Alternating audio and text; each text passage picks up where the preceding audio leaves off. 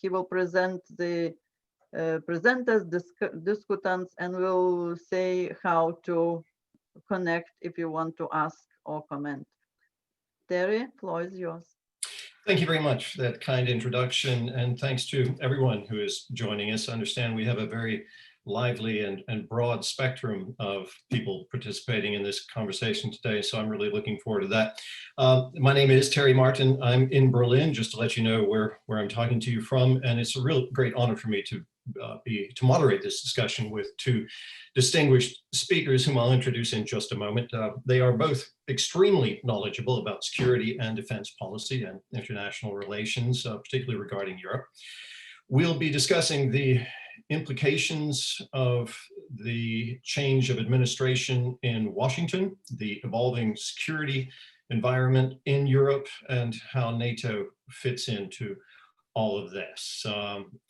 So it's my great pleasure to introduce Raza Jungtinėms. I've been working on your name. I hope I got that halfway right. She's a member of the European Parliament. She's also a former defense minister of Lithuania and has served as president of the NATO Parliamentary Assembly. I'm sure that you will be familiar to many of the people joining us here today.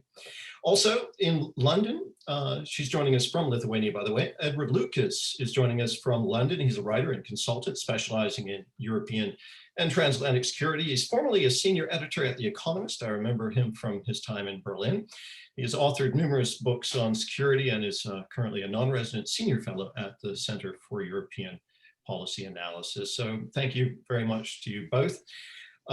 Before I start, I just want to mention to our audience that in this discussion today, we'll be referring to that paper from Edward Lucas, and I'm hoping that we can get it up into the comments section, the chat section, or question and answer section, that people can see a link to that paper that Edward has written that Virginia has already referred to,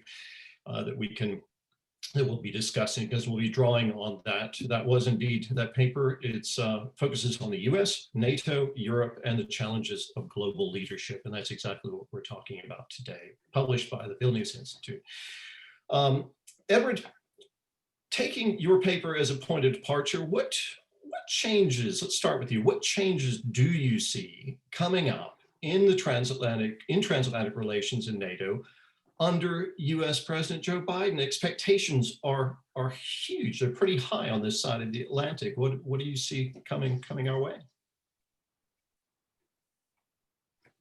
Oh, you need to unmute. Yeah. Yes, so thanks very much indeed for the introduction. It's a real honor to be on a panel with Raza, who I think I first met about 31 years ago in Vilnius, and a lot has happened since then. And I think that the most important thing to remember is that we, rather like stock markets, always price in future earnings, and sometimes do so rather optimistically. There's an awful lot in the Biden price. We are assuming, and I'm sorry, my dog is barking agreement in the background, that we're going to go back to some kind of golden age, and that everything that went wrong during the Trump era will go right under Biden. And that reflects several things. One is a misreading of history, because there's never been a golden age. Transatlantic relations have always been difficult. We have different interests. We also have similar interests, but we have disagreements, and those disagreements are among the elite and among public opinion. And it's always a bumpy ride, and that's just the way it is. And we tend to look back and think, oh, it was better in the past, but that's a misapprehension. And the other underlying factor is, I think, a kind of European neediness, where on the one hand, we like to indulge in anti-Americanism and complain that America is unreliable and overbearing and gets things wrong, and all these things that one hears. But on the other hand, we are unwilling to spend the money and take the risk that we would need to do if we were to defend ourselves. And it's worth remembering that Europe and the European Union plus Britain is bigger and richer than the United States. If we wanted to spend the amount of money that the Americans spend on defense, we could defend ourselves. We'd need to be a completely different political system, completely different strategic culture. But fundamentally, it's a choice in Europe. We choose to be the passenger in a car that's driven by the United States rather than by our own car. We contribute to the gas and to the spare parts, but we are in. We've chosen that road, and we have to. We live with it, and I think it's advantageous. Actually, I'm in favour of the transatlantic alliance. I think it's the bedrock of what one might still call the West. I think that the Biden administration is going to be super busy. They are absolutely busy at home. They've got all the costs and difficulties of the pandemic, both from a public health point of view and dealing with the economic damage, and then there's tremendous political polarization, and Biden is keen personally to try and heal that polarization, although some in his party don't quite see it that way. And so the domestic agenda is daunting, just as it was, incidentally, when Obama came in. And one of the mistakes we made with the Obama administration was to assume that their top priority was going to make Europe feel good and undo the damage of the Bush administration. And that was a serious misapprehension, and it got things off to a difficult start with the Obama administration. And it would be good if we don't make that mistake with the Biden administration. The other really big thing is China. Donald Trump's administration correctly, and I think even Obama people recognize this now, Trump's administration did call out China. It understood the threat from China in terms of everything from espionage to the technological advantages and leaps that China's making, and of course the military stuff in the South China Sea and many other things as well. And so the Biden administration inherits a big China agenda. They'll certainly want to do things differently, but this will be, make no mistake about it, their #1 foreign policy priority, dealing with China. And so when we look at that as Europeans, we have to think, well, how can we make ourselves useful? And we can do that in two ways. One is by shouldering as much of the burden of European security as we can. It's extraordinary to me that we go running to the United States, asking them to fix Bosnia, asking them to fix Belarus, asking them to fix the war in the Caucasus, asking them to fix security in the Mediterranean. These are things that we should do. If we, the European Union, or European Union plus Britain, or the European NATO allies, or whatever you want to call Europe, if we can't deal with a problem like Belarus, what can we deal with? It's been an absolute disgrace, I think, that so many European countries have flunked the Belarus test. And I want to pay tribute to the Lithuanians, who I think have played an absolute blinder. They've been brilliant on this, particularly former Foreign Minister Linas Linkevičius, but also President Nausėda and many other Lithuanians have really understood the importance of what's happening in Belarus. And the brilliant, brave, determined diplomacy and activity of the Lithuanians stands out against a background of other countries that just don't do very much. So we need to fix stuff here in Europe. And the other thing we need to do is to help the Americans on China. And that means things like finding common technical standards that push back against Chinese penetration of our digital economy, particularly on Huawei. It means pushing back against what I call the hegemonic discourse control, the attempt by the People's Republic of China to control the way our universities, our media, our political system, our diplomats deal with issues to do with China. So I was delighted to see the new Lithuanian government in its political program saying they were going to fight for freedom from Belarus to Taiwan. This is one thing we can do as Europeans, it's stick up for Taiwan and puncture this ridiculous taboo that the Chinese Communist Party has tried to place around political contacts with the offshore Chinese democracy. The Czech politicians have done a really good job on this with their mission to Prague in August. Other countries should be doing the same. So that's broadly my conclusion. We have to work harder, we have to do more, we have to help out dealing with our own problems here in Europe, and look to what we can do to help the United States in dealing with China. And I think that would be the bedrock for a good 4 years. And I'm broadly optimistic about it, but only if we learn the lessons of the past, and particularly don't go down this road of neediness and self-indulgence and self-deception about a transatlantic relationship which bears no relation to reality.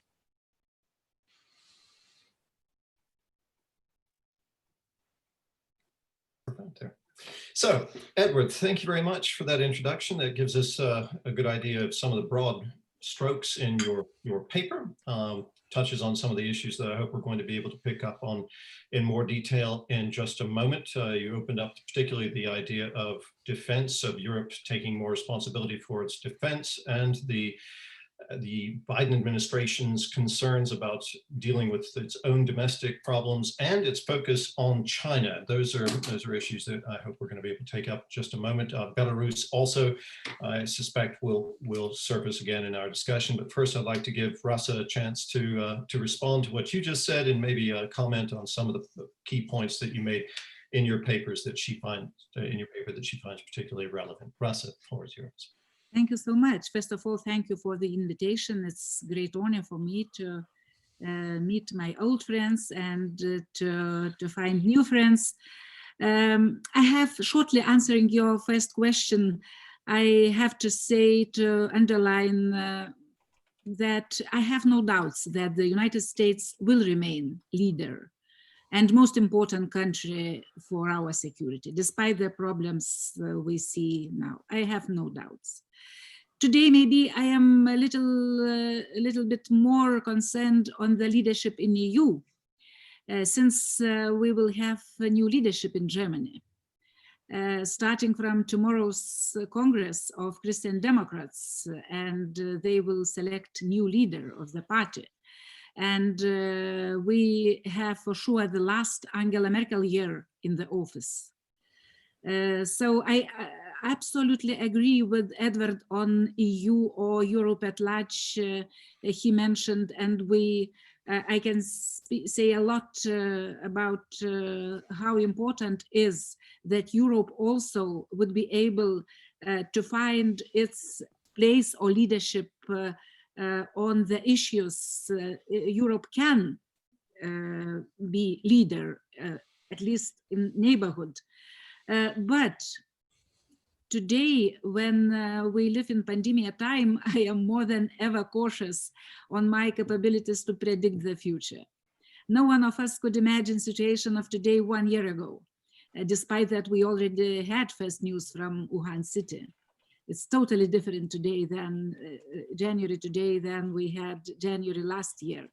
In 2015, during primaries in the United States, all of our friends, politicians or experts close to Republican Party at that time were sure, and they were assuring us that Donald Trump for sure will not be a candidate, but he was.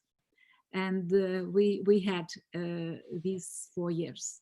So I will not speculate on our future. History never ends, and we will have what we will have.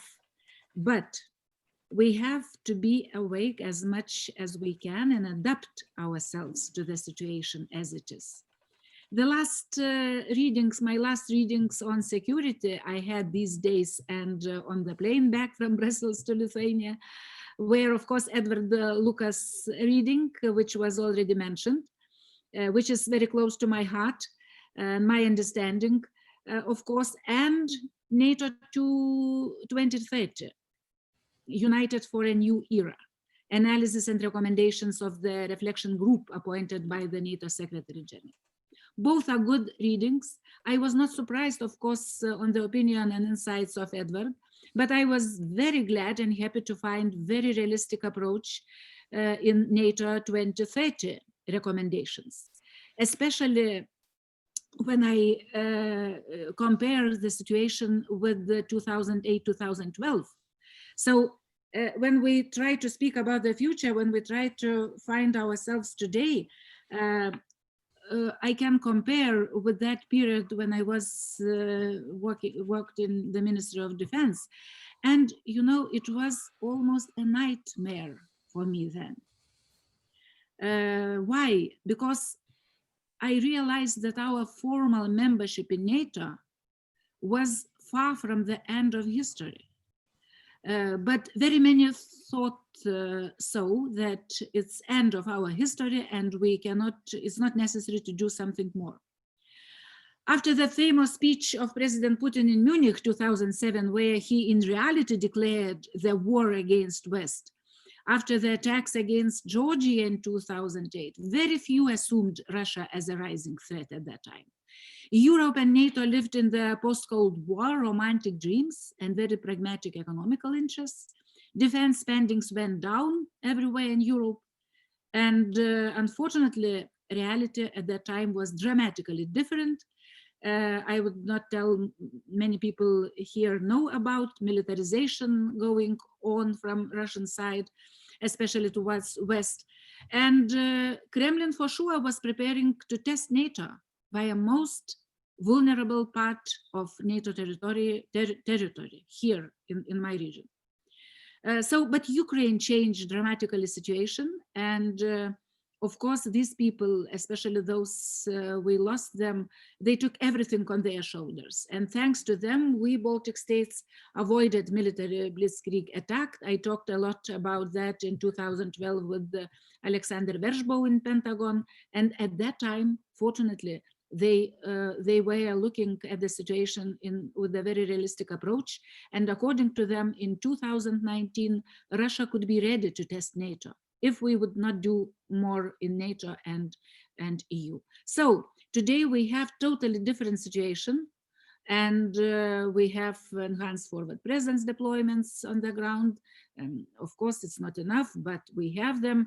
Defense spendings are up, and thanks to Donald Trump also. He was a very important factor, instrument, I would say, that everybody woke up on our defense issues. So one more example, very important one, not very many could predict, is Belarus, already mentioned. Nobody expected that Belarus nation will revolt against dictatorship, including me. We thought that election will be as usual, but they did, and they will win. Not tomorrow, but they will. That's why today I can foresee in the future not only different democratic Belarus, but democratic Russia as well. What I would like to see on our discussions, to speak about European strategy on Russia. It is very important aspect. We are lack in the EU of strategy on Russia. We have different approaches. President Macron approach on the dialogue with Russia, and ours in my region approaches. And there also are two. One with understanding that Russia will never be different and democracy is impossible there. Another, I share this approach, Russia can be different and is able for changes. After Belarus people, when I saw Belarus people with engagement to live in democracy, I am asking myself, why not Russians as well? Russians are following very carefully what's going on in Belarus. So I think it's very important that we would be able to have a strategy for different Russia. Strategy for Russia which could be different, and we in the future, maybe in my lifetime, we would be able to have another stage of our security. And what do we need to have in the strategy? First of all, support for Belarus, support for Ukraine, support for Moldova today after the new election where Putin lost a heavily, very openly supported President Dodon, but he lost. So tiny, very small country, Moldova, of course, is able to be maybe the very beginning of the new situation in European map, and Moldova, I think, will be very important country for the further enlargement issue.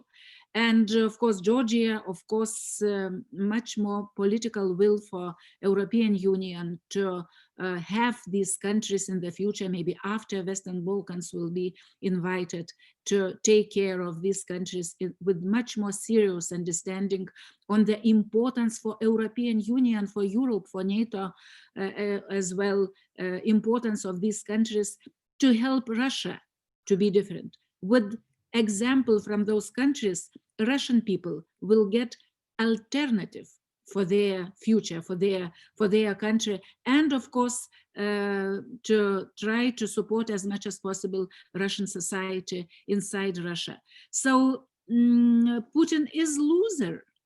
He is not winner. Maybe he is winning some territories, but he is losing nations around Russia. So that's why it's so important our efforts to do as much as possible. And I will conclude with one my famous quotation idea from Ronald Reagan: don't be afraid to see what you see. And we have to, despite somebody will think we here, Lithuanians and other nations, are too, it is our duty to stay on the side we believe it is most important. We were doing this all our 30 years since we won this battle, January battle in 1991, and I think our road is not, it's not the end.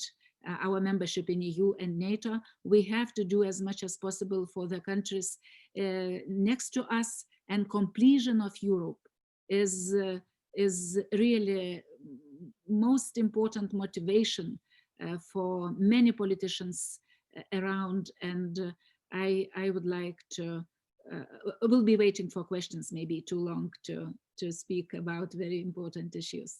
Thank you. Rasa, thank you very much for your insights. What I hear coming through in your statement is very clear expression of the concern that Europe has with what's going on its eastern perimeter and on the eastern neighborhood of Europe. I know you yourself are very much involved within the European Parliament in dealing with affairs in relation to Central Asia, also with you mentioned Moldova. I know with Armenia, and you're very, very aware of what the developments are. Of course, being in Lithuania and in any of the Baltic states, one has a very profound awareness of Russia's presence in the region and what the security implications are for that. In your paper, Edward, you outlined the concerns that Europe has about Russia. Rasa just described competing points of views concerning Russia within Europe. One view represented by Emmanuel Macron, the other that she outlined saying that Russia can become democratic. And I'm just wondering what you see regarding Russia in terms of the policy within Europe trying to deal with Russia. Is there, do you see these different schools of thought that Rasa outlined being reconciled in any way that would allow constructive engagement with Russia? And do you see prospects for it becoming a democracy, as she suggested? Well, thanks for the question. I think we could have an entire hour or possibly even a week discussing this. And the first thing I want to say is that I think that Lithuania deserves credit for hosting the Russian Democrats on a regular basis at conferences in Vilnius, and also the Sakharov Center in Kaunas, which I'm associated with. I think it's really important to remind everybody that Putin is not Russia. And there was a time, which I remember very clearly, when Russians and Lithuanians and Poles and everybody else were fighting side by side against communism. And those days are not as far away as we may think, and they may come back. They may come back again. So I think there's a wonderful German word of Zweckspessimismus, which means sort of almost untranslatable, determined pessimism. And we should avoid that with regard to Russia. And we should also avoid what one might call Zwecksoptimismus, sort of determined optimism, where people just are absolutely convinced that Russia's just an emerging market where you can make lots of money, and the political difficulties are temporary and trivial. So we should, I think, first of all, listen to Russians in Khabarovsk, for example, which has been the most extraordinary, uplifting sight of week after week, Russians demonstrating there for freedom, sometimes waving the Belarusian flag, which is very nice. And if I was Putin, I'd be worried about that. I think we need to also listen to Navalny, and particularly watch Navalny's videos. If you haven't watched them, they're subtitled in English. And one thing that every Western government could do would be to say to their secret services and financial enforcement people and police and so on, go through the Navalny videos and see if it's all about corruption in Russia, and see, is there anything which links to our country, because the Russian corruption doesn't stop in Russia. They steal the money in Russia and then they invest it in the West. And my own country, Britain, is particularly guilty here, but many other countries play their role as well in this kind of, acting as handmaidens to the kleptocracy in the Kremlin. So I think living up to our own standards, enforcing our own laws, dealing with dirty money and corruption, banning people who are involved in human rights abuses and in this grotesque theft of resources and money from the Russian people. All that would be a very good start for a Russia policy. I don't think that we're in a position to preach to Russia about what sort of, should they be a federation or a confederation, or should they allow different bits of Russia to become independent, or should they be a presidential republic or a parliamentary republic, or what? I mean, all these are fundamentally questions for Russians. But what we can't do is to, on the one hand, preach democracy, and on the other hand, practice kleptocracy by being by enabling with our bankers and lawyers and accountants and other service industries the looting of Russia. So I feel that very strongly, and that's something which I hope the Biden administration is going to be very tough on. There's a lot of appetite in America for treating kleptocracy as a national security threat, and I think that there's plenty of room, to put it mildly, in Britain and in Europe to improve our game on that as well. Thank you. Rasa, maybe if you want to respond to that to some degree, because you mentioned that from your perspective, the United States still remains the most important guarantor of security for you and in Europe. Edward suggested in his paper that the United States may be less inclined to do that under the new administration that is coming in, not just because of Joe Biden, but because of its focus on concerns regarding China. So that the expectations of the United States is that Europe will take on more responsibility for its defense and security vis-a-vis Russia. Do you see that happening? I think that very many of us understand that Europe, be it European Union or countries like Norway, they are not European Union, and this transatlantic bond and the United States, we have to adapt we used to adapt. In my life, I saw different kind of NATO approaches, NATO strategies behind us. So we have to adapt into the new situation. In 2010 NATO strategy, Russia is mentioned as strategic partner, and China was not mentioned at all, because it was different understanding. So it was not, we didn't have situation like today in Belarus, in South Caucasus. Turkey is quite interesting new factor player in the region there. So we have to adapt, and of course I agree with those, they say that European Union has to have quite strategy. I don't know if the name strategic autonomy is the best one, because we are discussing in European Parliament, and I see that very different people from different countries understand differently what does it mean, strategic autonomy. But despite the name, European Union has to have instruments and political understanding that not everywhere the United States will be able to act always as European Union used to have before. Of course, Edward mentioned Belarus, mentioned South Caucasus. We see Syria, we see Northern Africa, our southern neighborhood, I mean European Union southern neighborhood. Everywhere, even Middle East, Americans were able to have new deals today, but not European Union. We see Balkans, Serbia, and other countries. You know, we see deals with the participation of the United States. Why not European Union in the future? Of course, I am against duplication.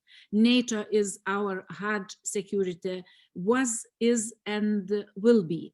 But there are many, many issues. European Union has to have a more active approach and activeness to use. Maybe European Union still do not understand, very many leaders, that they are really power. And when Ursula von der Leyen says that Europe has to be global player, more global player, of course we have to, together with the United States, where we cannot stay alone. For example, Russia is nuclear problem issue. It is not possible for European Union to stay alone on these military threats we have to our eastern and to the east from European Union. Of course not, and look to enhance forward presence participation. After Brexit, we have only one European Union nation, framework nation in Lithuania, Germany, which is from European Union. Other nations, framework nations, the United States, Canada, and Great Britain, are not part of European Union. So look, it is our European Union territory inside the European Union. And of course, without NATO, without transatlantic bond, it's impossible to have peace here and to go with the problems related with conventional threats, conventional military threats, but other kind of threats, the hybrid warfare, poisonings inside the European Union, I mean, on the soil of European Union, a lot of issues with disinformation, with the hybrid, with the cyber attacks and other issues. It's of course European Union issues and threats related with our capabilities to be ready to solve them and to fight them. Edward, do you want to respond to anything that Rasa just said there? Because I mean, I have lots of questions, of course, but I know you're listening also very carefully to what she's saying, and you're very aware of the security environment up there. Go ahead. I think that we have a problem that the two main organizations that we have for security, which are NATO and the European Union, have structural problems. They're too big, they make decisions too slowly, there are a very wide range of interests. And in a crisis, they probably act too slowly. And so one of the recommendations in my paper is we need to think of new coalitions, coalitions of the scared, coalitions of the capable, coalitions of the willing. But these groupings at a sub-EU and sub-NATO level who are willing to get on and do things. I think, for example, the 3 Seas initiative is a good way of focusing attention on the importance of building connectivity between the Baltic Sea, the Black Sea, and the Adriatic. That can be supported by the EU, but it has a level of, or potentially a level of detail which the others don't have. I think we also need to think hard about Nordic-Baltic security, because the gap in the Nordic-Baltic region between not only NATO and non-NATO and EU and non-EU, but also between big and small and between rich and poor is a serious problem. We've laid the foundation for better security with the enhanced forward presence in Estonia, Latvia, Lithuania, and Poland. But there is a lot more to do, and I'm not sure that we can do that entirely in a NATO framework. I think we need to think imaginatively about that. So I think new coalitions are important, not necessarily new structures. I think we have enough organizations, but we need to find ways of working together based on personal contacts, shared interests, shared momentum, and with a big focus on practicality. So, for example, it's really important to improve the interoperability of the countries in the Nordic-Baltic region. It's crazy if you have different radios, different rifles, different fighting vehicles, different ammunition, different this, different that. It makes life much more complicated in the event of a crisis. So there's a great deal to do, and but I'm optimistic that we'll get on and do it. Rasa, you mentioned that catchword that is dominating debates about security in Europe at the moment, strategic autonomy, and an idea that is being advanced by the French President Emmanuel Macron. It's nobody really knows what it means, as you say. It has different meanings for different people. In your paper, Edward, you mentioned that there's a lot of rhetoric about that, but very little happening in practical terms. What do you see, Rasa, within the European Union and also outside of the European Union? Because we do have a number of alliances there. Some countries in the Nordic region and are part of NATO, others not. Others part of the European Union, others not. It's a bit of a patchwork of alliances that assure security up there. But within the European Union itself, when it comes to strategic autonomy, those discussions, do you see genuine aspirations for that within the European Union, that they're going to put muscle to that? Do you see that in the upcoming budget? And how do you think Washington, under the new administration with Joe Biden, will view this? Will they be more amenable to the idea? Will they be more open to the idea of strategic autonomy? Or will they reject it as forcefully as the Trump administration? I will try to be as short as possible. When I looked at new MFF, European Union budget, 7 years budget, including defense spendings, like, for example, military mobility, which was at the beginning about 6 billion euros, afterwards 0, and after some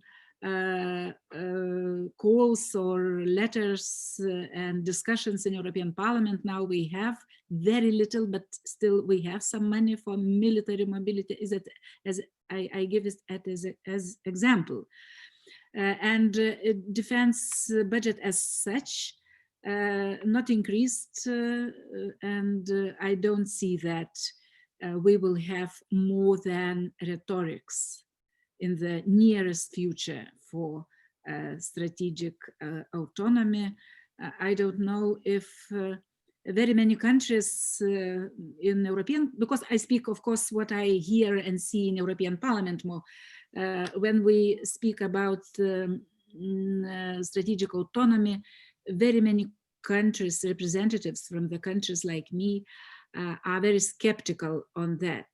I will repeat myself saying that I am not skeptical that European Union has to have much more responsibilities for the security, but I am not sure if strategic autonomy is the right terminology to speak about that, because some people from France, for example, maybe they understand that strategic autonomy, it means strategic autonomy without the United States.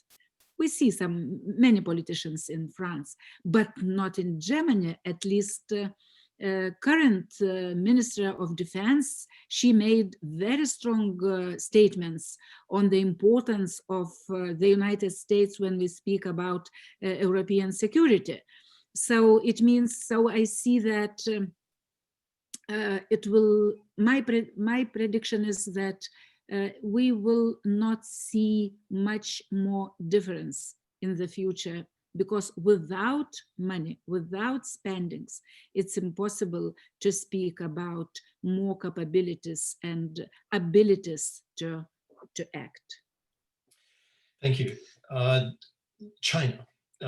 When we talk about threat perceptions, transatlantic threat perceptions, on this side of the Atlantic, here in Europe, there's a great deal of concern about Russia. There's also recognition now that China is an issue, yet the European Union just completed very quickly, right before Joe Biden takes over as president in the United States, the European Union completed an investment agreement with China, the common agreement on investment, comprehensive agreement on investment, CAI, with China, that shocked many people because it was done with, apparently, with very little coordination with the United States. I'm just wondering to what degree that is going to complicate relations with the United States when it comes to coordinating policy vis-a-vis China.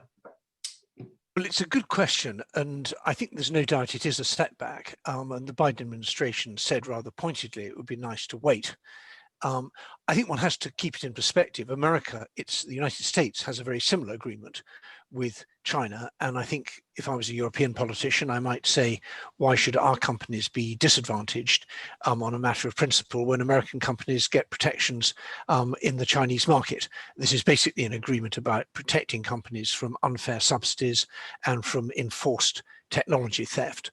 Now, I'm quite skeptical about whether these provisions actually work. It's very hard to work out if there is an unfair subsidy, and the enforced technology theft is a thriving industry in China, and if they can't do it one way, they will do it another. So I'm slightly skeptical about this. It seems that there was a side deal done that Deutsche Telekom was offered a mobile phone license in China in return for Mrs. Merkel's support in getting the deal over the line by the deadline, and that's obviously bad. But I'm actually, in a way, quite pleased about this because it's really drawn attention to the dilemma we have between supposedly trade and prosperity on one side and national security on the other. And I think if the Biden administration now comes to the European Commission or to Europe generally and says, look, guys, this is not a great start. What are you going to do to fix it? They can produce some requests. And I think the Europeans would be very hard. It'd be very hard for the Europeans to refuse. In fact, I think now it'd be a good time for the Europeans to take the initiative on some things. And so that I think the bounce back from this offers some room for optimism and engagement. And it's important that the Biden administration doesn't approach this in a kind of vindictive way and say we have to punish the Europeans, but I don't think they're going to do that. They're realistic. But one thing that I think is important, and I don't know whether Rasa has a view on this, is I think we need a point person in the European Commission, someone very senior who deals with China, because this is more than just a foreign policy issue. It's not just for Mr. Borrell and the External Action Service, because China does stuff in the European Union. It does it on everything from human rights and persecuting Chinese dissidents abroad through to espionage and the technological penetration and critical investment in critical infrastructure and so on. So I would like to see, and I don't know whether it's practical or not, to have a vice president of the Commission tasked with being the China person. And that would be someone that the White House could call and know that they were dealing with someone who has an overview of everything to do with the challenge or threat that we face from China. So I agree it's bad, but I think there's some potentially positive bounce back.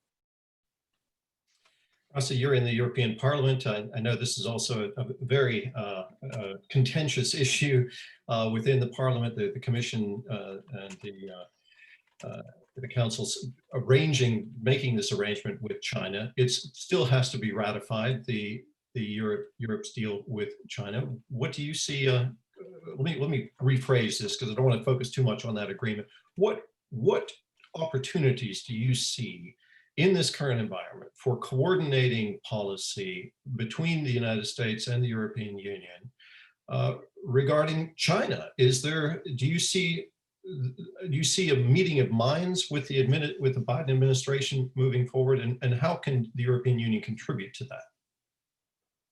I think it's the most important issue to have a common understanding, European Union and the United States, common understanding, common coordination among those two parts of democracies dealing with China. And it's a lot of discussions now, maybe not yet public, but in the political groups about the coming deal or this new document, which we didn't see yet. It will come. And of course, for us, for such politicians like me, it's utmost important not to have some economical deal on the expenses of security, because China, despite that I spoke a lot about Russia, and of course in my region here, Russia is #1 our security threat, and in this NATO 2030 also Russia and China both are mentioned and I think it will be put into the new strategy of NATO in the future. But Russia is maybe most difficult threat and not partner, of course, not the right word, for nearest decade. But China is long-term issue, challenge, and threat for Western democracies in both sides of Atlantic. And without our cooperation and common understanding on both sides, I think all deals in European Union will not be good enough, and it will be not possible to ratify even, or to use it as a good deal for the future. I don't see this as a good idea to have this deal without cooperation with the United States. For me, it's utmost important, because the challenge and the threat is very global. Look to Africa, look to other countries, even in Belarus. When we speak about our main headache, Ostrovets nuclear plant, China is there with their money as well, not only Russia. So China is very close everywhere with the strategic investments into strategic infrastructure everywhere. So it's a lot to say, but for today, of course, even looking globally, China is even much more important issue maybe than Russia. I mean, here we have to find solutions in the nearest future, and this year I think will be year to speak about China a lot. Edward, just to thank you for that, Rasa. Just to we only have about 15 minutes left, and I want to bring in a bit from the questions that have been coming in. Thank you to everyone who's been submitting those questions. Just one question to you quickly, Edward, regarding the impact on Europe's security and transatlantic relations of Brexit. The UK being one of the key players in NATO and in the European Union's whole defense complex before, is not part of the European Union anymore. How does that fit into all of this? I think that, yeah, it's no secret I was strongly against Brexit, and indeed two of my children were full-time campaigners against it, and it was a very sad day for me when we left. I think that one positive effect is that we the government is very keen to show that we left the EU, but we didn't leave Europe. And so the British military deployment in Estonia, the role of Britain in the Northern Group and in the military defense of the sort of Nordic-Baltic region is a hot topic in British decision-making at the moment. We want to show we're still there. And so that is a positive. I think the foreign and security policy relationship with the EU is still being worked out. It wasn't in the withdrawal agreement, and at the moment there's no formal structure, but inevitably we are going to need to coordinate it. And I'm sure that one of the messages from the Biden administration, once they get behind their desks to their friends in London, will be, please continue to be a Atlanticist pillar in Europe. And there may be all sorts of things where the British government will end up sending messages to EU countries, asking the EU countries to help contributing to the discussion in EU decision-making, because we're a big country. We are the world's 5th biggest economy. We're the biggest military power in Europe, just ahead of France, or possibly the 3rd biggest, just behind France, if you listen to the French. But yeah, we are a very important part of the European security architecture, and we're still here. So I'm sad about Brexit, but I think that the logic of events and the logic of the resource configuration that we have is that we are still going to be part of this. And I do think that Britain is going to be weaker. We are poorer as a result of Brexit. We won't be able to afford to do so much. And there's also one final consequence of Brexit, which is to damage the unity of the United Kingdom. And it may well be that in the next 10 years we get Scottish independence, and that will mean that we are a smaller that will complicate things, and so I worry about that. But I think we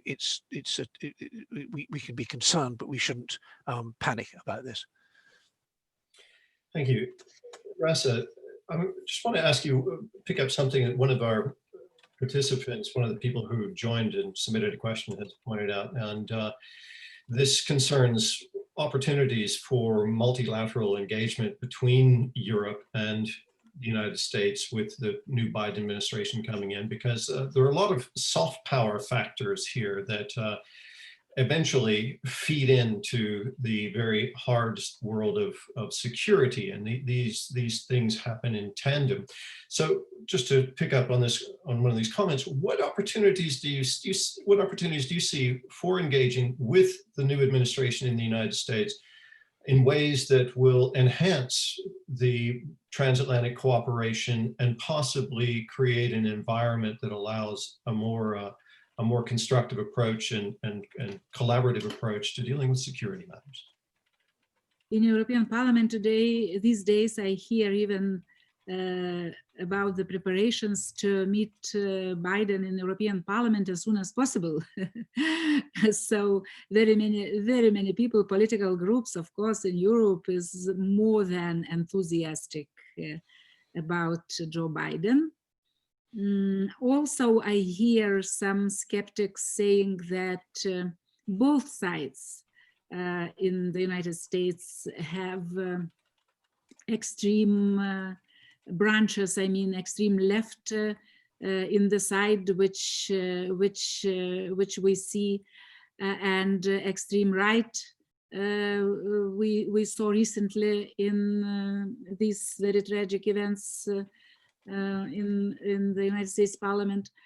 So we will see, but of course I have no doubts that Joe Biden administration, when I see the people, they are now will be in the main positions. They are transatlanticists, and they know very well, many of them, they know very well Europe and our region as well.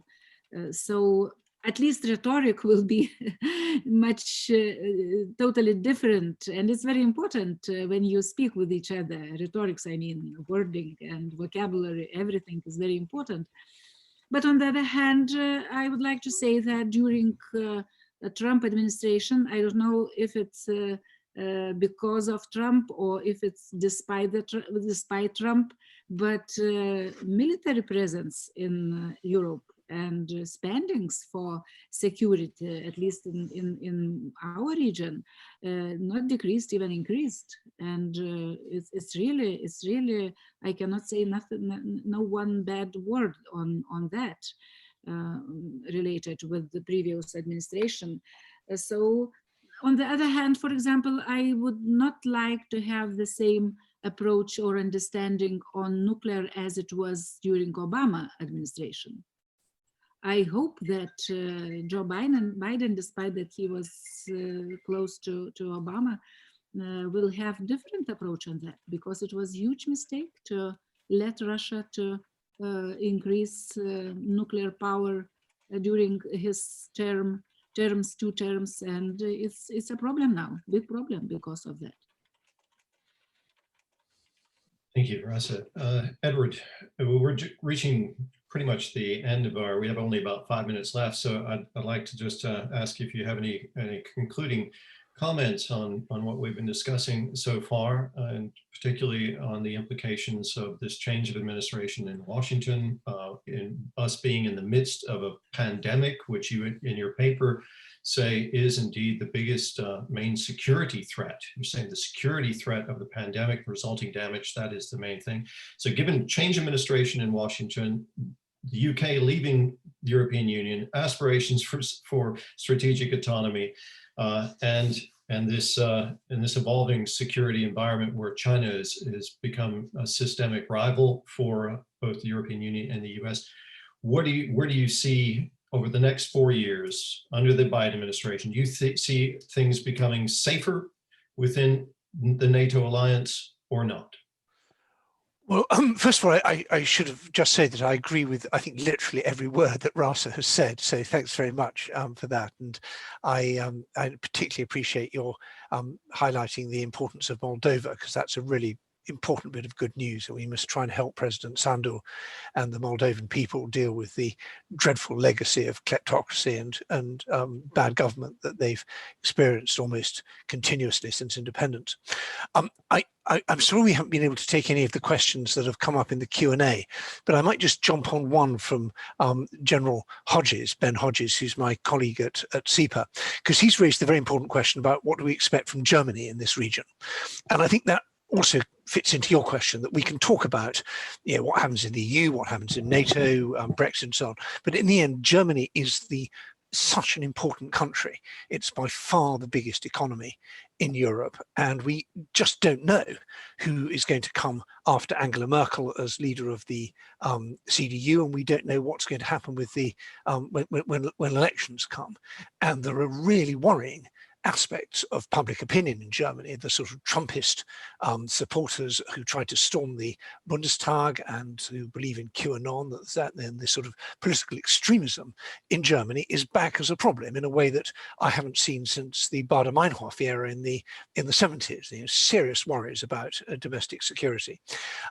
There's also very good things. I think that the leadership of the Greens could teach classes in geopolitics. They really get the problem with China, the problem with Russia. They integrate human rights and national security.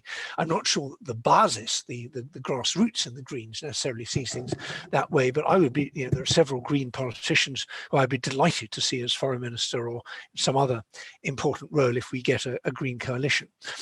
But I think it's going to be, we all need to work with Germany. And I know the Lithuanian embassy in Berlin's done a lot on this, and hats off to them. But we've really got to try and inform the German public about the threat from Russia and from China, to make them understand that this isn't far away. It's affecting what happens inside Germany with assassinations and the attempts to lean on the German media and German publishing and the German political system that we see from both in terms of Russian money, but also Chinese pressure.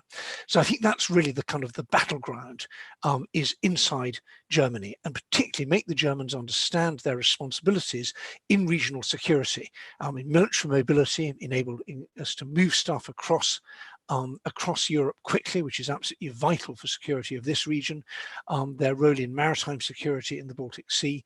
But that is, I think, is the test of success and failure. If Germany wakes up to its responsibilities over the next 4 years as a transatlantic partner, as a European actor, as an economic actor, as a military actor, then I think we're in a very good position. If Germany continues in this kind of strategic funk, which we've seen despite Angela Merkel's efforts on some fronts, then we've got a serious problem.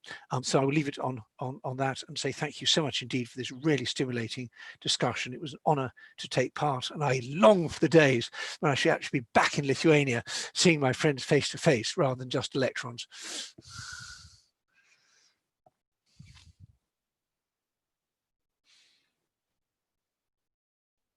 You're muted, Terry. Sorry about that. Yeah, I just wanted to thank you and for pointing that out and responding to General Hodges there. Rasa, maybe I'll give you the final word since we only have about a minute left. Maybe you want to have a comment on Germany and whether it's going to engage the way that Edward suggested, and what your hopes are moving forward. We need very much the German leadership as we already had for decades together with Angela Merkel. Maybe it not always seen very well what they are doing, how important this country is. Myself, I had possibility last year to be part of one important issue. A new instrument is adopted already in Europe. It will be instrument as Global Europe instrument, neighborhood development, international cooperation, one into one instrument. And at the end, it was Germany presidency when we had to finalize this trialogues. And I saw how important is that we had such country with their presidency at that time. it's only one small maybe issue related with the issues EU is dealing. And of course, of course, Angela Merkel will not listen us today, but I just wanted to say thank you for this very historical now today, I would say, a person, it's for sure. And I would like Germany to have in the same high level of leadership, which we need so much, especially after Brexit. Especially after Brexit, we need Germany with the leadership of this country. So only what I would like to say today.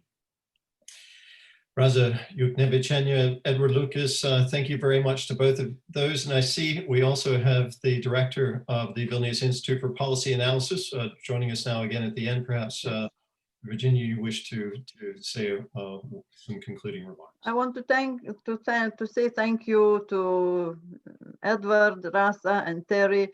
It was important discussion, I guess, but I think that the title of the discussion was most probably wrong. And the title was New Rules, Old Problems. I think it should be Old and New Problems and the global leadership to come, because there are much more questions in this changing environment and context at the moment that it was before all those factors that emerged recently. Thank you again, and I hope to meet you all and other our participants, our associated experts in other discussions of Vilnius Institute for Policy Analysis. Thank you and stay safe and healthy. Goodbye. And stay negative. Why? Why? Tests. Okay, our negative tests, that's the best ending. Thank you, Rasa. Negative tests. That's great. Yes, we will love. Stay healthy. Yes. Iki pasimatymo. Ačiū jums visiems. Ačiū. Iki. Thank you.